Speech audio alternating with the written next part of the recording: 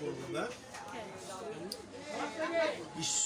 আমার নোয়াখালী পাবনা জেলার ঈশ্বরদী থানার শেখের দায়ের জগন্নাথপুর নিবাসী জনাব মোহাম্মদ রজব আলী সর্দারের পুত্র জনাব মেহেদি হাসান কিরণ তার ধার্যকৃত 1,50,000 টাকা দেলমোহরে নগদ বাকি 2,501 টাকা ওয়াসিলে সাক্ষীগণের সম্মুখে তোমাকে বিবাহ করতে আসিয়াছে। তুমি তাকে স্বামী হিসাবে কবুল করো, আমাদের করতে পারবে। বলতে হবে আলহামদুলিল্লাহ কবুল। জোরে বলো।